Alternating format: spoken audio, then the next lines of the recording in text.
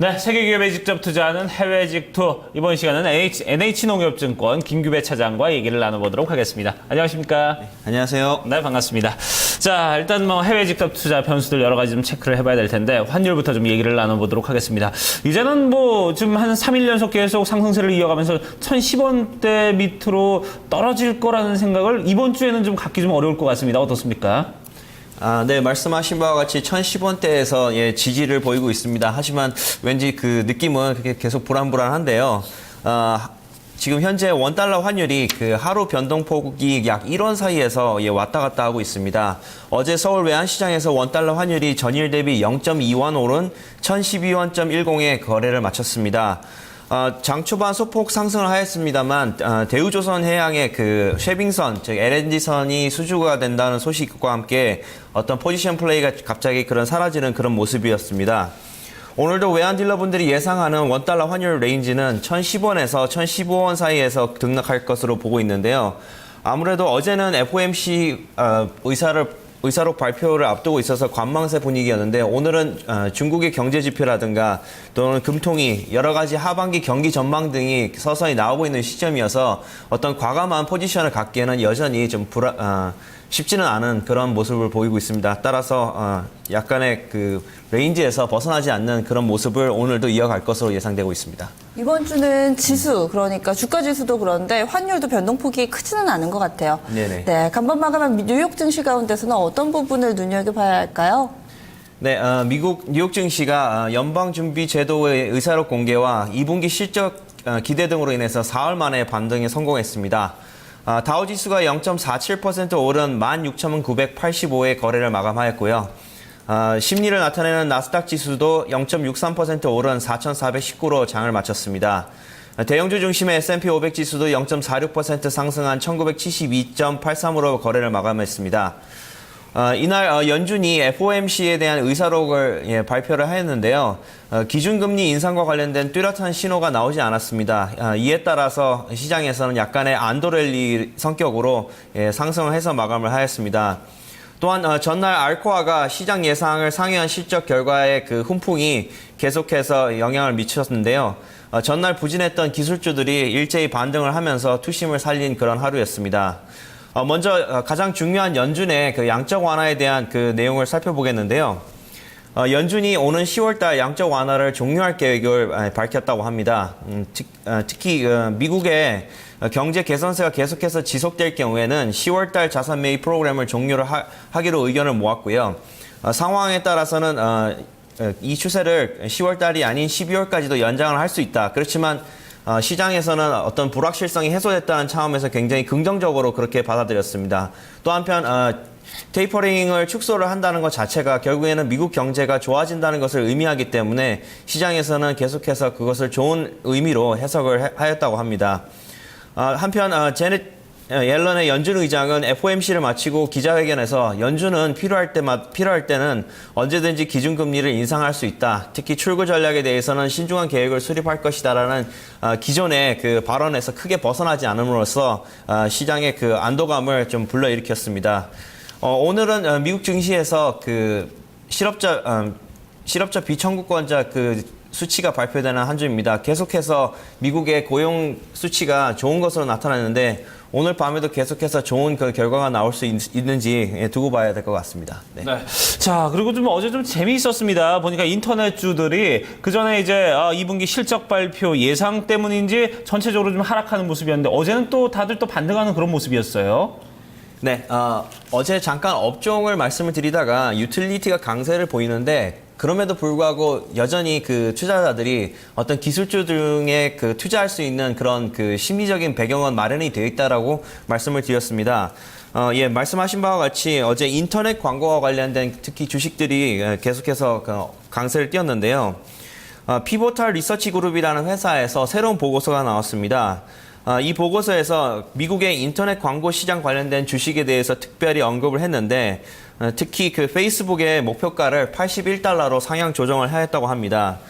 그 근거로 그 페이스북의 매출과 이익 성장 속도가 계속해서 빨라질 것으로 보이고 있다고 발표를 하였는데요.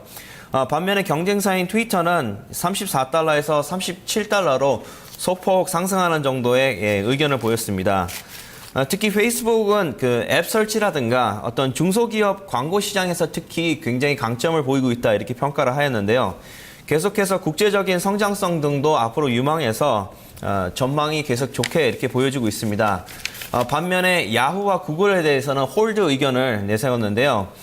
점점 그 시장 분위기는 페이스북이 인터넷 광고 시장에서 점점 더 막강한 위치를 지금 점유를 하고 있다. 예, 이런 점들이 계속 부각이 되고 있습니다. 네. SNS 쪽에 대해서 좀 더 긍정적인 의견, 포털 쪽에서는 홀드의 의견을 내렸다라는 점. 국내 좀 네이버도 좀 영향을 많이 받으니까 이런 부분 체크가 필요해 보이네요. 특징 업종으로 인터넷주 가져오셨는데 이번에 특징 종목은 어떤 게 있었나요? 네, 아무래도 뭐 이런 주식을 좀 발굴을 하면 참 좋지 않을까라는 생각을 해보았는데요. 어플라이드 머티리얼스가 굉장히 강세를 계속해서 보이고 있습니다. 주가가 차트상으로 봐도 굉장히 시원하게 계속 올라가고 있는데요. 어제 하루도 UBS에서 새로운 보고서가 나왔습니다. 어플라이드 머티리얼스에 대해서 24달러라는 새로운 목표가를 제시를 하였습니다. 이전에는 목표가가 20달러를 제시를 하였었는데요. 이로 인해서 주가도 약 2.2% 강세를 띈 그런 하루였습니다. 또한 JP모건도 그 반도체 업종 전문 애널리스트인 하달이 역시 30달러로 비중 확대를 계속 외치고 있습니다. 그 근거로 계속해서 어플라이드 머티리얼스의 실적이 양호하고 견조한 흐름을 계속 유지할 수 있을 것이다. 예, 이렇게 평가를 하고 있다고 합니다.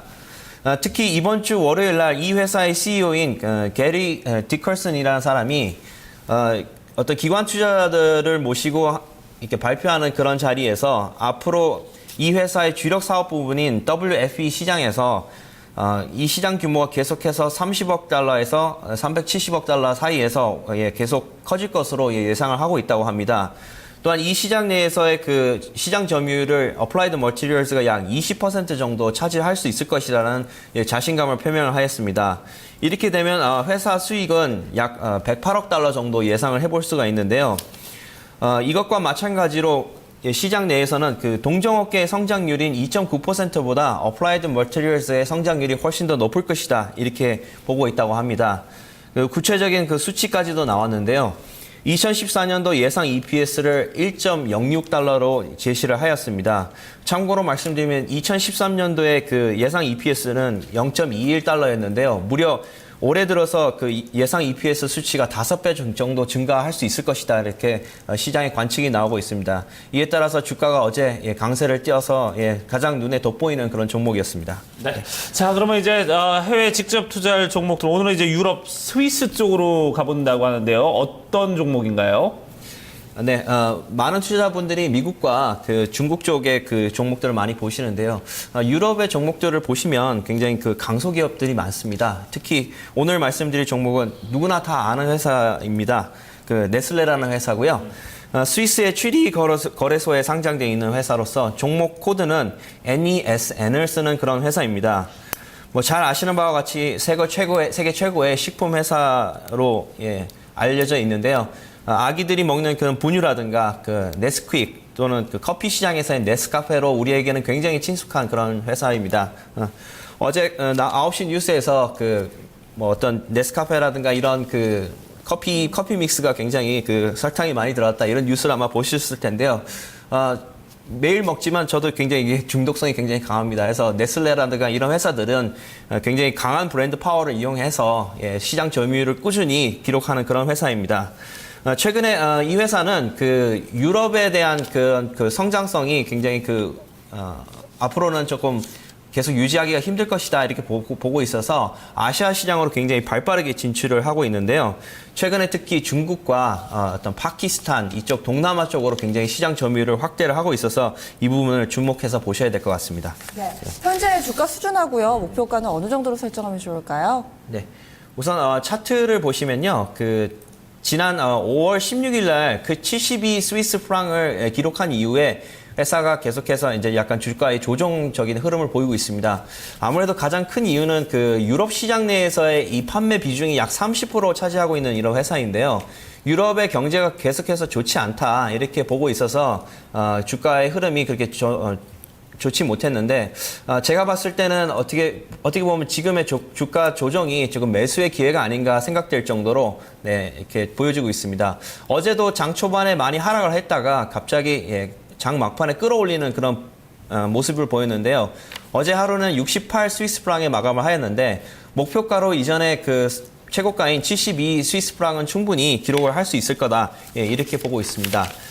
그 근거로 크게 세 가지를 말씀을 드리겠는데요. 그 중국의 분유 시장 내에서는 그 분유 시장은 한 번 정도는 들어보셨을 텐데 그 중국의 인구 조사 통계에 의하면 신생아 수가 약 6,900만 명 정도라고 합니다. 특히 그 엄마들 사이에서는 그 고급 분유에 대한 수요가 계속해서 늘어나고 있고요. 중국의 분유 시장이 연평균 20% 정도 꾸준히 상승을 하고 있습니다. 우리나라 돈으로 약 10조 6,500억 정도 하는데 계속해서 중국 엄마들도 이 네슬레의 그 분유를 굉장히 많이 선호를 한다고 합니다. 또한 지금 이 네슬레의 분유를 먹었던 그런 아이들이 지금 커서 이유식 시장까지 지금 접어들고 있는데요.